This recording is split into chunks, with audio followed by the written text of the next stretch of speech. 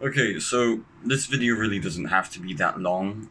This video just explains how the brain works. The reason this is important and the reason why you should know this is because if you can understand this and actually capitalize on it, you use it to its full extent, then this can genuinely change your life so long as you use it correctly.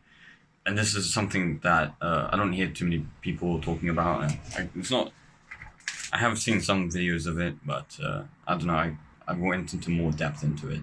So this video is just going to explain how the brain works and to capitalize on it. And the reason this is even relevant to most people is because most people are controlled by their brains, they're not aware of the system, and they're not aware of all these aspects of the brain. They just let it control them. Going into how the brain works, there's the most important thing that you need to realize, this is just the base level of understanding, is that the brain works, it's just like a computer. It's just like an AI, a robot.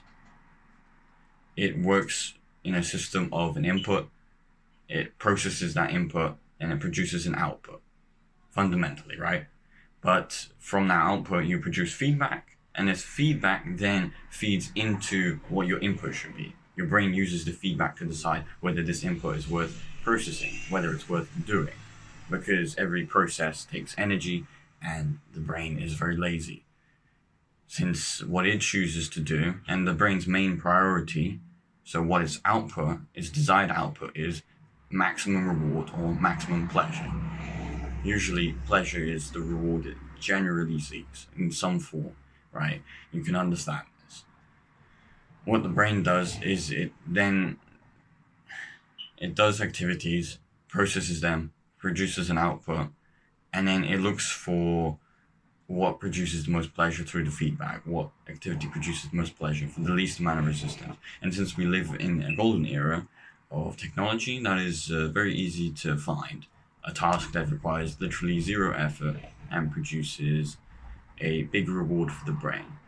And this is the loop that most people are stuck in. So what they end up, and also you can take a look at the input being the environment, right? What the brain does is it looks for inputs that produces the highest reward, and it looks around its environment. It looks around what it can do in its current space that you allow it to see and you allow it to do. It looks around for these things, and what it's going to find is it's going to be scrolling social media, it's going to be video games, it's going to be some kind of unhealthy habit like eating junk food or something.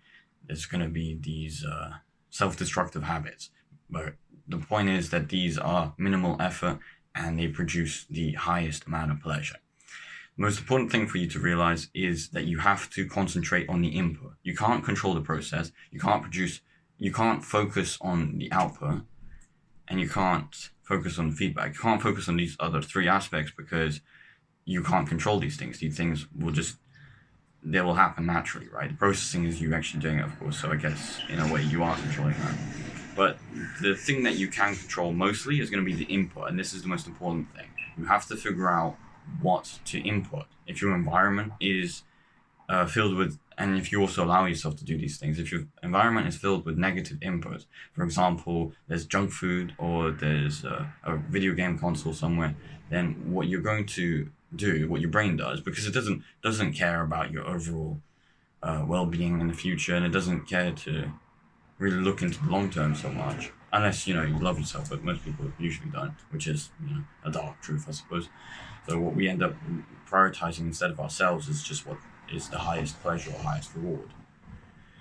So what ends up happening is because you have these inputs there, and you have other inputs, of course, available as well, but what the brain seeks is it seeks the highest reward for the least amount of effort.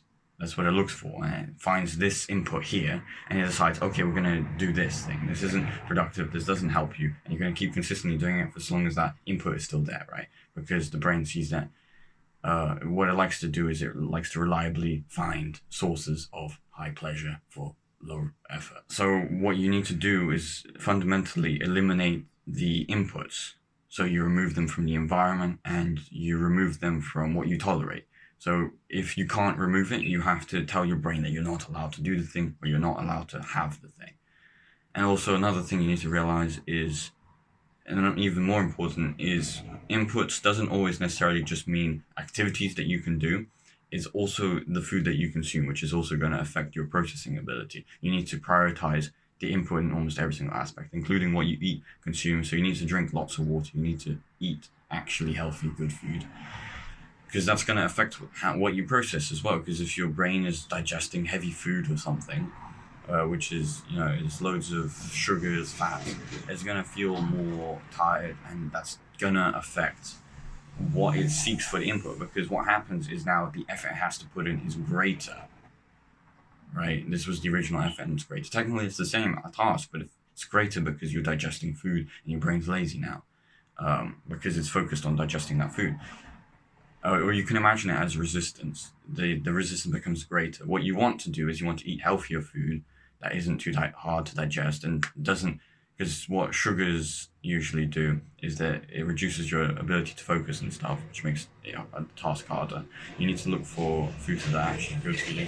So you look for meats, you look for natural sugars or whatever. If you're gonna eat sugars, right?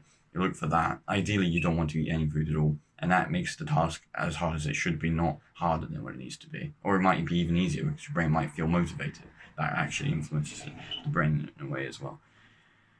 But what you need to understand is that the brain will always choose the path of least resistance for the highest reward, unless there's an external factor of motivation, discipline, or some sort of system or law that you put in place for yourself and that you follow it.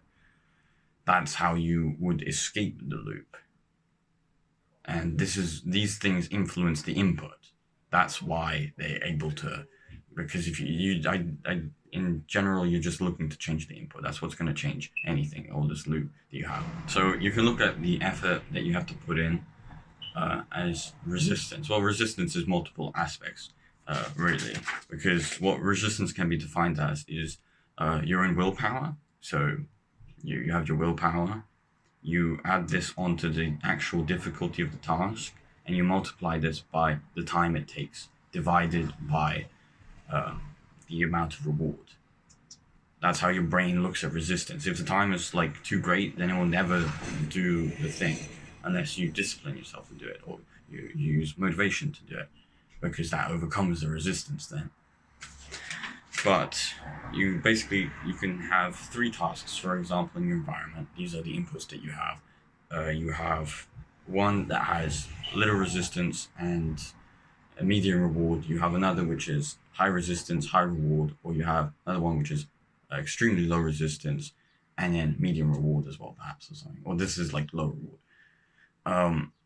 What you're going to choose is the third option because it's the least amount of resistance and it's the highest amount of pleasure you can get for the least amount of resistance. If you imagine your brain as like an electrical current, it's going to choose most of the energy it wants to go to the easiest path, naturally. That's just what's going to happen. And what you need to do is you need to have switches for these other activities to turn them off so that the electricity won't flow into these other things you don't want them to flow into. You need to flow your energy into the thing that you actually want to do. And you also need to realize you don't have unlimited energy either, right? Discipline is going to be used to overcome resistance, motivation, systems, and laws. That's why I said these external factors. That's what's going to help you overcome this resistance. The idea is that you need to switch off these other activities and then have this other activity that you want to do, and that should be the only path. Of course, the current won't be able to flow through it if the resistance is too great, and that's where discipline or motivation or systems in place come into place. You need to then use these to overcome the resistance, and you develop discipline, and you can develop your systems over time, which makes the resistance. Also, you need to realize that resistance gets weaker over time, but your discipline and systems and laws that you put in place also become better over time, as long as you focus on improvement. And well, to improve discipline, you have to do things you don't like every single time, again and again and again, until it becomes routine and normal for you. And systems and laws, this is something you can develop yourself, right? Like I'm kind of explaining a system for you right now, which you can use and capitalize. Because if you're aware of this, then you can actually fight against your brain's desires that you might not actually want. The chase for pleasure that brings you to the unfortunate situation of continuously doing self-destructive habits that only worsen your life, and also avoiding positive habits. What you need to do is change that input. That's the most important thing. Change that input, and then also realize that discipline, motivation, or systems and laws that you put in place will make it easier, or not easier, but will allow you to overcome that resistance to do that thing as well. You still need those three things, because if you don't have enough of that, then the resistance is just going to be too great, and your brain is going to either just do nothing if it has no other inputs, or it's going to start searching for other inputs that it knows are there, and you try to deny or something. So it's going to find these other inputs, and it's going to naturally do those then, if it doesn't have enough discipline and willpower or whatever. Willpower is actually a little bit different. So discipline, motivation, systems. These, I'll call them external factors. Or you can just call it power, I guess. Because if you take a look at the brain as an electrical circuit, the brain naturally just produces a current, and it uses power to overcome resistance. You need a certain amount of discipline, motivation, or really good systems put in place. Obviously, systems aren't the fundamental thing. It's more like leverage for your discipline and motivation, more than anything else. But what it's going to be able to do then is it's going to be able to more easily flow through the resistance that you want to. So if you imagine that you have high power, then that high resistance that was there earlier, it's going to be low resistance. And there's going to be a task that's also maybe the same or lower, but at the end of the day, this produces a higher breadth of reward that you want. So you're going to choose that path over the other one. And this creates then that habit that you want, because the resistance becomes weaker and weaker, more becomes a habit, until it's pretty much zero, and it's easy to just keep doing that thing. Of course, you can always, there's still going to be probably a tiny amount of resistance every single time, and you need to make an active choice to overcome this resistance every single time. So this is kind of how the brain works. It's maybe not the most structured explanation. Try to understand that it works on the basis of input, process, output, feedback, which then decides what the input should be, right? Because it looks for the highest amount of pleasure for the least amount of effort. What your task is to influence what that input is, and to use discipline or motivation, and use systems in place to leverage either one, and you use that to overcome resistance to do a certain task that you might want to do. And what you need to do is basically, you have lots of inputs that you don't want, you have to switch those off.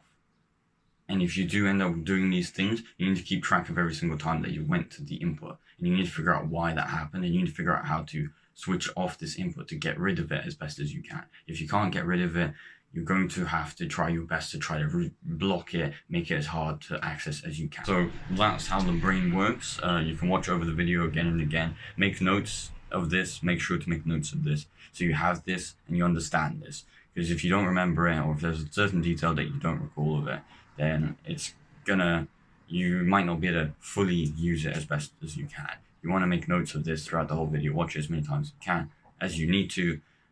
Watch it in 2 times speed, whatever. Make the notes that you need to, and actually use the system, and you can actually start to change things and stuff.